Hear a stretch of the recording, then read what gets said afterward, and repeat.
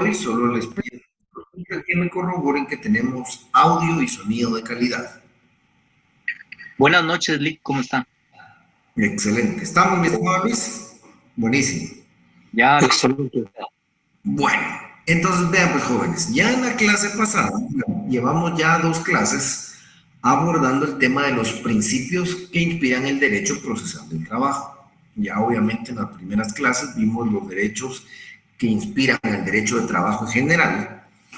Y en nuestra clase presencial de hace 8 días vimos el primer principio, que era el principio de bilateralidad no individualizada. En la clase del día lunes vimos el principio de necesidad, sí, indeterminación y representación adecuada, y además vimos el principio de autonomía. Bueno, en esta oportunidad empezamos a ver el último principio, que es el principio de reparación, mejora y reivindicación. Bueno, en la clase pasada platicamos un poco en cuanto a que nuestro artículo 106 constitucional y la literal B del considerando cuarto del Código de Trabajo nos establecen lo siguiente. Primero, que hay derechos de los trabajadores que definitivamente, bueno, todos los derechos del trabajador son irrenunciables, ¿sí? No pueden bajarse de la categoría en donde la ley los ha regulado, sea código, sea un pacto colectivo, un convenio, reglamento, etcétera. Bueno, entonces empezamos a ver en la clase anterior que la ley ante estos inconvenientes prevé reparar si en algún momento existe algún daño en cuanto a los beneficios del trabajador o derechos del trabajador. Recordemos que el artículo 106 constitucional nos establece que los derechos del trabajo están llamados a ser mejorados, que es parte de este principio, y que el Estado va a fomentar y a garantizar la negociación colectiva. De esa cuenta, entonces, en la clase anterior, se recuerdan ustedes que empezamos analizando el artículo 380, ¿sí? El artículo 380. Y entonces tenemos que abordar con este principio la reparación, mejora y reivindicación. Hay 3 aspectos. Iniciamos por la mejora. Se recuerda que en la mejora platicamos que existe la reparación integral y la reparación pecuniaria. En la reparación integral empezamos hablando entonces en el artículo 380 que cuando hay un conflicto, ¿sí? Cuando se quiere lograr una negociación colectiva, pero fracasa la etapa extrajudicial, entonces se va a plantear una demanda colectiva para obligar al patrón a negociar. Cuando se presenta esa demanda colectiva, existen entonces algunas protecciones que empiezan a garantizar que el trabajador esté en la comodidad y en la libertad de negociar. Regresemos al artículo 380 que leímos la vez anterior. Artículo 380. A partir del momento que se refiere al artículo anterior, es decir, el 379, que lo vamos a ver en su momento, el 379 se refiere a cuando se presenta la demanda colectiva, ¿sí? Cuando usted llega al juzgado y le ponen un sellito de recibido, ahí está planteado el conflicto, la demanda colectiva. Entonces establece, a partir del momento que se refiere al artículo anterior, toda terminación de contratos de trabajo en la empresa en que se ha planteado el conflicto, aunque se trate de trabajadores que no han suscrito el pliego de peticiones o que no hubieran adherido al conflicto respectivo, deberá ser autorizada por el juez, quien tramitará el asunto en forma de incidente y sin que la resolución definitiva que se dicte prejuzgue sobre la justicia o injusticia del despido. Si se produce terminación de contrato de trabajo sin haber seguido previamente el procedimiento incidental establecido en este artículo, el juez aplicará las sanciones a que se refiere el artículo anterior y ordenará que inmediatamente sea reinstalado él o los trabajadores despedidos. Entonces, la primera reparación, que es la reparación integral, lo que establece es, a ver, Cuando se plantea un conflicto colectivo, ¿sí? Cuando se demanda al patrón para forzar una negociación, puede ser que el patrono tome represalias en contra de los trabajadores que han iniciado el conflicto que puedan participar en él. ¿Sí? Puede ser que el patrono diga, no voy a despedir a los integrantes del comité ejecutivo ni a alguien que esté en el sindicato, pero voy a despedir a unos trabajadores que no tengan nada que ver en el conflicto solo para que no se den cuenta que si se unen al conflicto pueden ser despedidos, ¿sí? Entonces la ley prevé que desde el momento que se plantea el conflicto, todos los trabajadores están protegidos. Si un patrón quiere despedir a un trabajador, tiene que pedirle permiso al juez y establece la ley, en el artículo que acabamos de leer, que lo va a hacer en forma de incidente. Es decir, el patrono va a hacer un memorialito, señor juez de primera instancia de trabajo y previsión social, fulanito de tal, se va a acreditar. Ante usted acudo a plantear incidente de autorización judicial para despedir a Fernando Chacón. Tiene que pedirle un permiso al juez y ojo que la ley establece que si el juez otorga ese permiso, nunca lo hace prejuzgando sobre la justicia o la injusticia del despido. Puede ser que el trabajador incluso sea despedido con autorización del juez, pero aún así va a tener su derecho de plantear su demanda por despido injustificado. Ya vamos a ver eso más despacio. Pero originalmente entonces la ley establece, si ya se planteó la demanda colectiva, ningún trabajador puede ser despedido sin la autorización del juez. Si un trabajador es despedido, ¿qué establece la ley? Que se le va a reparar integralmente el daño, es decir, se le va a restituir en su lugar de trabajo. Dice, la ley establece y ordenará que inmediatamente sea instalado él o los trabajadores despedidos. Ojo que la ley no establece aquí si el trabajador prueba o hay una audiencia de vista. No. Si ya se planteó la demanda colectiva, el juez ya dictó las prevenciones, es decir, los trabajadores ya están protegidos y un trabajador es despedido, lo que procede es su reparación integral, es decir, su restitución al lugar de trabajo. Esa es la primera área de la reparación integral. Ahora, veamos en el artículo 379, segundo párrafo.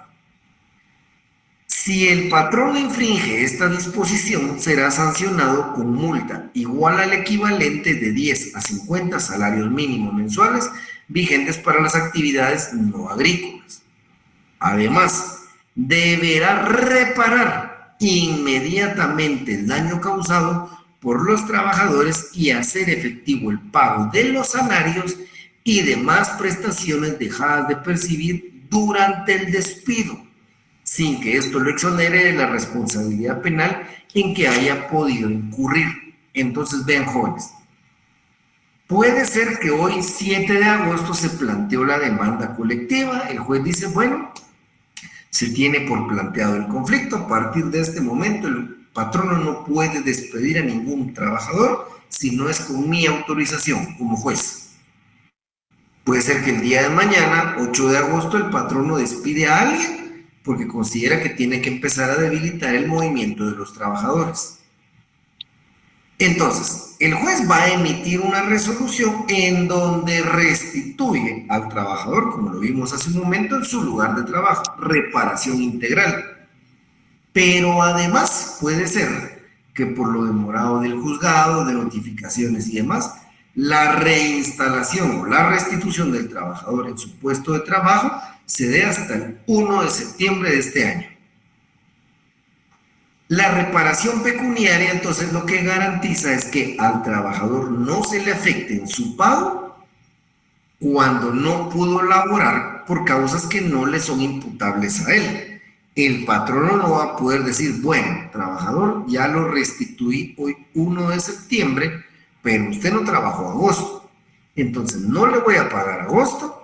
Y en diciembre, cuando hagamos el cálculo del aguinaldo, que es una prestación que se calcula el periodo del 1 de diciembre al 30 de noviembre del año siguiente, yo lo voy a hacer sin tomar en cuenta agosto, porque usted no lo laboró. Eso no lo puede hacer el patrón. Acabamos de leer aquí que la restitución pecuniaria establece que el tiempo que el trabajador estuvo fuera de la empresa le va a ser pagado. Ese tiempo que el trabajador que no fue por su culpa no laboró, le va a contar en el cálculo de su aguinaldo, su bono 14, sus vacaciones, indemnización, etcétera. A eso entonces refiere la reparación pecuniaria. Repito, entonces en este principio, cuando nos habla de reparar, otra vez con base a lo que hablamos del 106 constitucional, literal cuarto, considerando cuarto, literal B del Código de Trabajo, que nos habla que los derechos son irrenunciables y que se va a proteger y a fomentar la negociación colectiva, el legislador también previó que para evitar que el patrono merme esa fuerza de los trabajadores, una vez planteado un conflicto, el trabajador goza incluso de este derecho de reparación, que va en dos vías. Repito, la reparación integral, que es restituir al trabajador en su lugar de trabajo, y la reparación pecuniaria, que es pagarle su salario y todas las prestaciones durante el tiempo aquel que el trabajador no laboró, que no fue imputable a él, sino fue por el despido que en su momento realizó el patrón. ¿Vamos bien hasta ahí? ¿Hay dudas o consultas?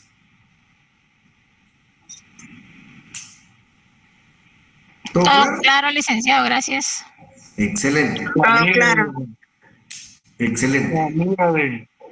¿Cómo se llama? Perdón, mi estimado Héctor.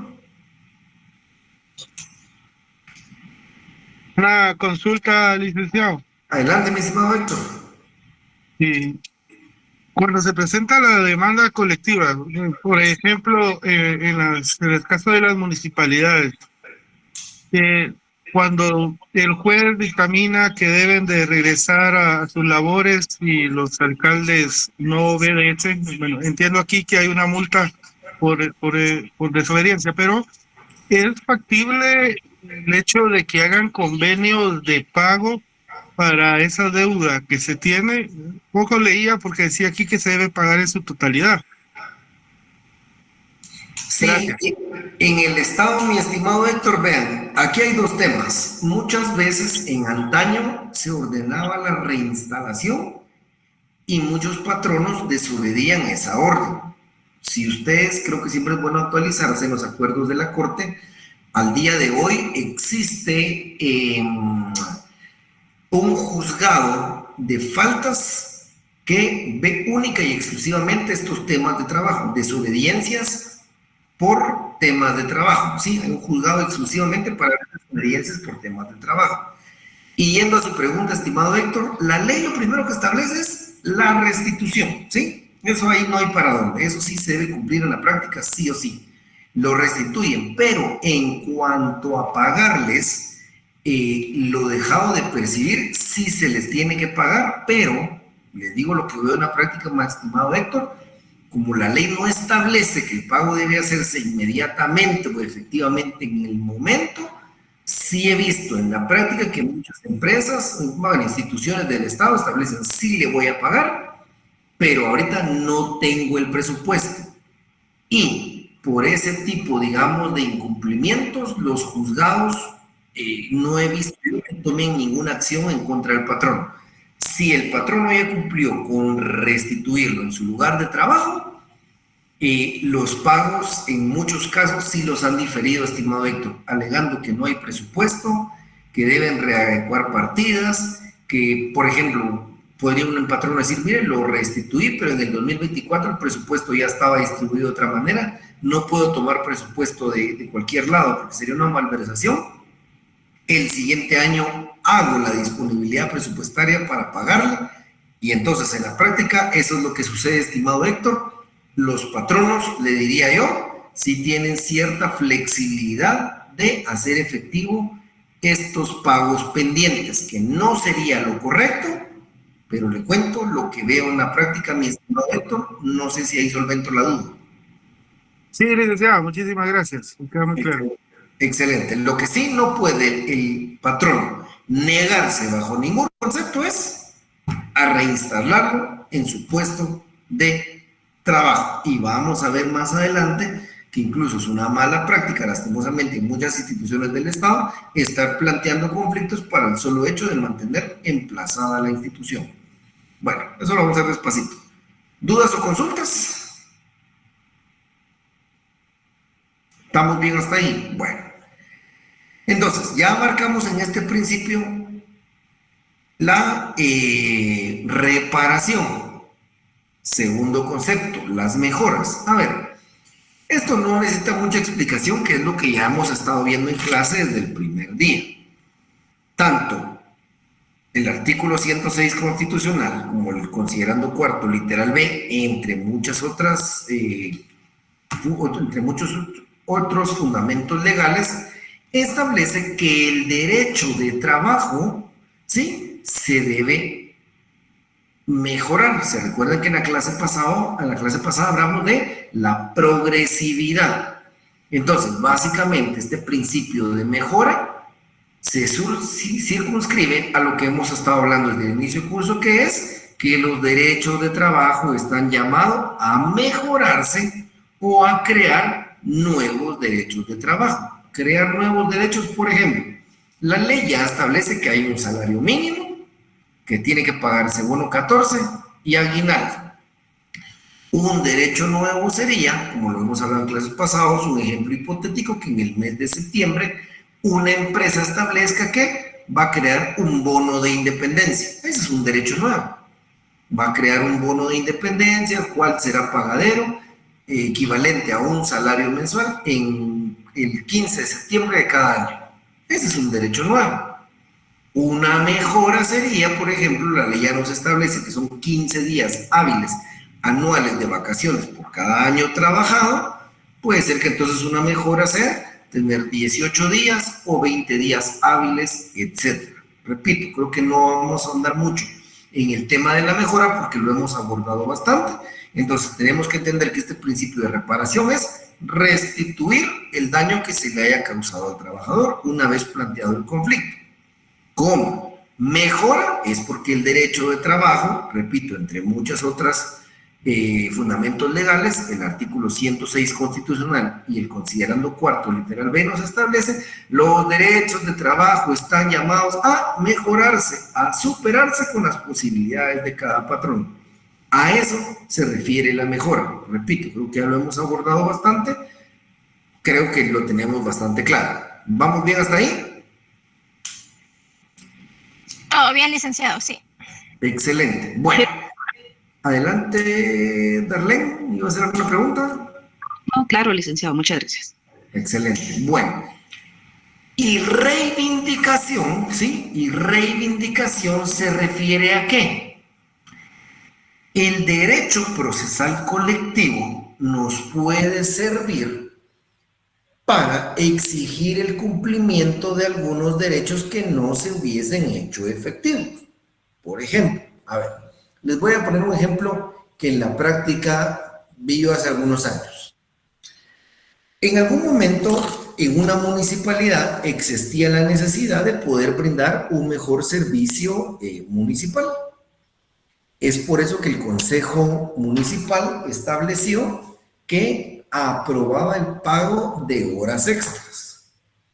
No obstante, cuando aprobó el pago de horas extras, estableció, a ver, vamos a pagar horas extras, pero no las podemos pagar como establece la ley, a 1.5 la hora. Ustedes me corrigen si estoy mal. Vamos a crear la disponibilidad, vamos a ampliar el servicio, pero vamos a pagar la hora extra como la hora normal, no la vamos a pagar a 1.5. Y bueno, se aprueban las horas extras, se crea la ampliación presupuestaria, pero a cada trabajador que trabajaba una hora extra, en lugar de pagársela a 1.5 la hora, se la pagaban a 1 hora. Después de algún tiempo, el sindicato se asesora y alguien les dice, miren, aquí les están quedando a deber porque el patrono no les puede disminuir sus derechos de trabajo. La ley establece que la hora extra se va a pagar al equivalente a 1.5, no se las puede estar pagando a 1 hora. Entonces, Cada trabajador individualmente, por ejemplo, yo, Fernando Chacón, pude decidir, bueno, voy a plantear mi demanda de juicio ordinario laboral, en el cual voy a demandar al patrono, porque durante todo el año 2024 yo he trabajado 50 horas extras y solo me las han pagado a una hora normal. Es decir, me deben .50. Por cada hora laborada me deben 25 horas extras. Eso lo puede hacer uno a título personal. Pero el derecho de trabajo también nos funciona, como también igual lo vamos a ver despacito más adelante, también nos funciona para ejercer una presión sobre el patrono y que nos reivindiquen derechos.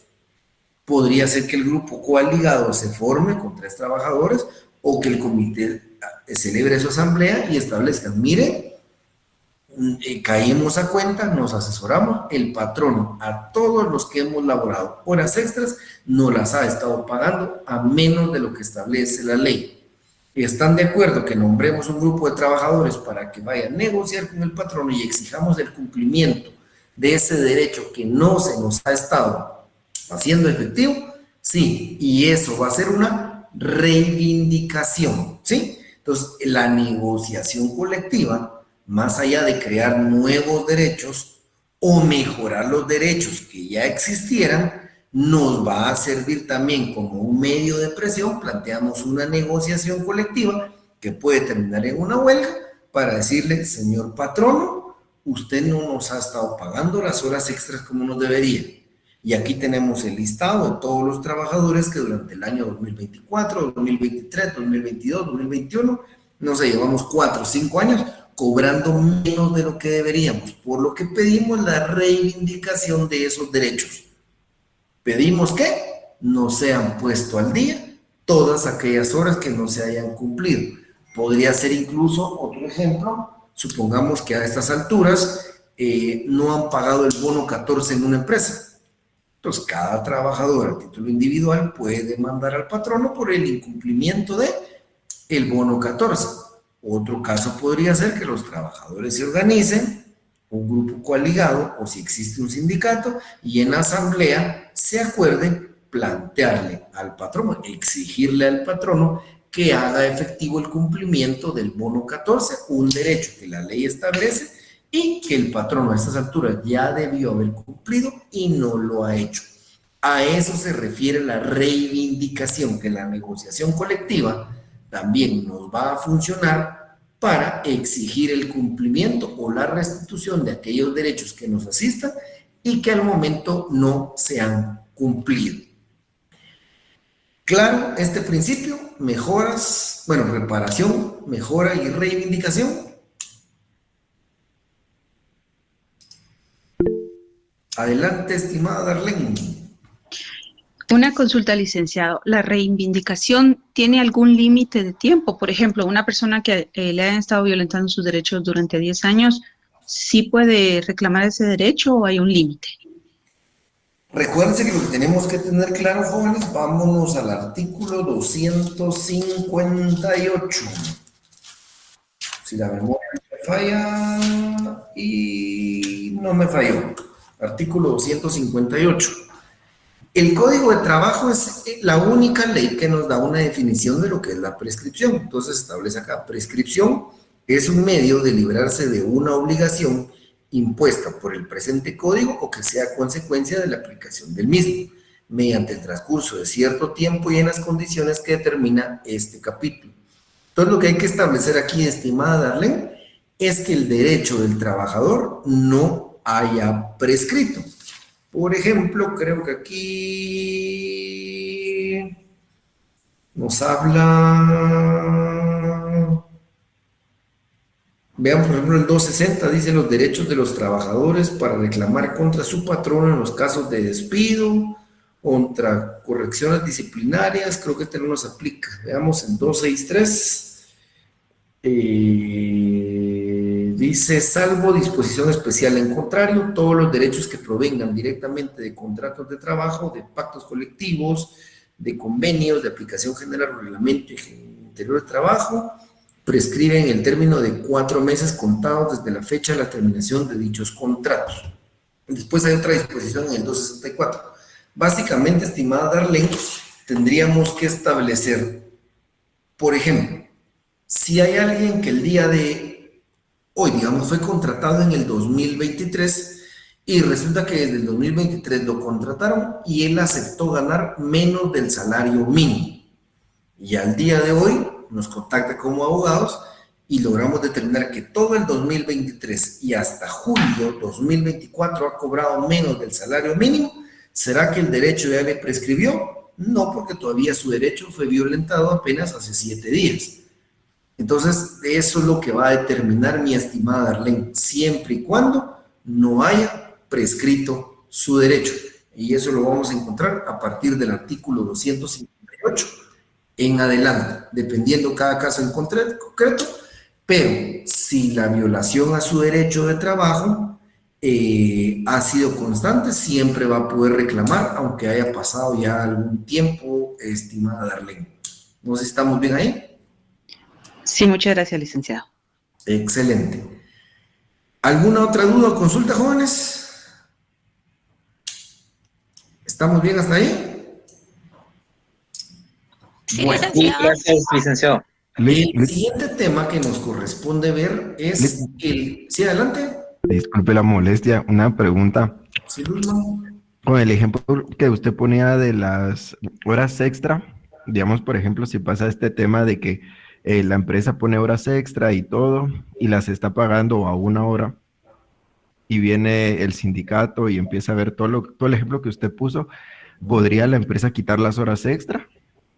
¿O ya las puso y ya no se podrían como quitar? ¿Cómo sería en ese caso? Si, por ejemplo... Sí, porque ahí, digamos, ahí no es tanto un derecho, estimado Luzman, sino que la empresa, dependiendo del servicio que necesite, va a pagar o no las horas extras. Recuérdense que lo ordinario o lo normal sería que el trabajador cumpla con sus obligaciones dentro del tiempo de trabajo. Las horas extras es un tiempo adicional que el patrono requiere. Entonces, el patrono está siempre en su derecho de requerir que usted trabaje 1 o 2 horas o 3 horas extras. Ese no es un beneficio del trabajador. De tal cuenta, se recuerda, Luzman, que yo les decía el año pasado que ya hay doctrina en la Corte de Constitucionalidad que el trabajador está obligado a aprobar 3 cosas: la relación de trabajo, las horas extras y las ventajas económicas. Eso la ley no lo presume, porque lo ordinario es que usted cumpla su trabajo, mi estimado Luzman, en su periodo de trabajo. Podría ser en el caso que usted menciona, que entonces, dado que la municipalidad diga, bueno, miren, por querer brindar un servicio municipal mejor, pagamos horas extras y ahora debemos 300,000, 500,000, 1,000,000 en los complementos de horas extras, mejor vamos a prescindir de brindar el servicio municipal en horas inhábiles. Sí podría, mi estimado Luzman. Está bien, Lick, muchas gracias. Excelente. Adelante, Giancarlo. ¿Qué tal y buenas noches? Muy diferente sería si una empresa, un ejemplo, por un pacto colectivo de trabajo decide o negocian que todo aquel que se quiera quedar a hacer horas extras hasta un máximo, que sé yo, de las 9 de la noche, por poner un ejemplo, ahí sí ya no podrían quitarlo, ¿verdad? Porque ya es un acuerdo al que el patrón accedió y no habría manera en que se les quite esa ventaja. Sí, lo que pasa, mi estimado Giancarlo, bueno, sí habría que ver cada caso en concreto porque, yo repito, creo que las horas extras sí es a requerimiento de la necesidad del patrón. Si lo dejan plasmado en un pacto colectivo que el trabajador puede decidir trabajar las horas extras que labore, también comparto con usted, creo que el propio patrón nos está comprometiendo e incurriría en una responsabilidad. Desde mi experiencia, jamás van a regular en un pacto la posibilidad que el trabajador decida cuántas horas extras laborar, mi estimado Giancarlo, sobre todo si es en el Estado, porque les he dicho, yo he visto casos que han terminado en tribunales que lo que el trabajador hace es, por ejemplo, pasar a las 4 de la tarde, marca su salida y ahí mismo marca su ingreso. Pero resulta que a las 4 de la tarde se va a echar un cafecito, va a hacer un submandado ahí cerquita, llegan sus hijos al trabajo, hacen los deberes y marca su salida a las 7, 8 de la noche, solo para cobrar las horas extras. Entonces le digo, creo que cada caso hay que abordarlo en particular, pero comparto con usted. Ya Gracias. si el patrono se obliga a que el trabajador tiene la libertad de elaborar las horas extras que considere, creo que ya les da un beneficio que sería complicado quitarse. Muchas gracias, Lick, se lo agradezco. Vamos a ver, dice Roberto Pirirlic, recuerdo que el Código Civil habla algo sobre la prescripción que decía 2 años. Sí, mi estimado Roberto, pero eso es en materia civil. El Código de Trabajo, desde su artículo 258 hasta el artículo 268, es decir, 11 artículos, nos habla sobre cuándo prescribe cada derecho de trabajo, sea para trabajadores o para patronos, mi estimado Roberto, esa parte. Todo lo que sea prescripción, del 258 al 268, Código de Trabajo. Dice el artículo 1500 que prescriben en 2 años los honorarios, sueldos, salarios, jornal y otras revisiones por prestación de cualquier servicio. Sí, pero materia de trabajo, recordemos, mi estimado Roberto, Código de Trabajo. Salvo, se recuerdan ustedes que lo hablamos en el artículo 16 y creo que 102 constitucional, salvo que exista una antinomia y que una norma en otro cuerpo normativo favorezca al trabajador. Eso ya es distinto, pero en origen, lo que establece el Código de Trabajo, estimado Roberto. ¿Alguna otra duda o consulta? Adelante, Rosana. Sí, según lo que tengo yo anotado en mi código, que sí lo explicó un licenciado, es que esos 2 años de aquecimiento es para cobrar salario, según lo que yo entendí, ¿verdad? Siempre lo tenemos anotado en el código, ¿verdad? Se pone porque el trabajador renunció a su trabajo, pero no renuncia a sus derechos, ¿verdad? Y la prescripción es eso, de 2 años, según yo lo tengo anotado. No, excelente, mi estimada Rosana, y como les digo, por eso es lo que hablábamos en la clase, hace 2 clases, lo que establece el artículo 16. En caso de conflicto entre las leyes de trabajo, de previsión social con las de cualquier otra índole, deben predominar las primeras. Como esto está en la Constitución, en donde establece que la norma que más favorezca al trabajador. Si en el Código de Trabajo está establecido que la prescripción es en 2 años, aunque el código diga 30 días, ¿qué va a prevalecer?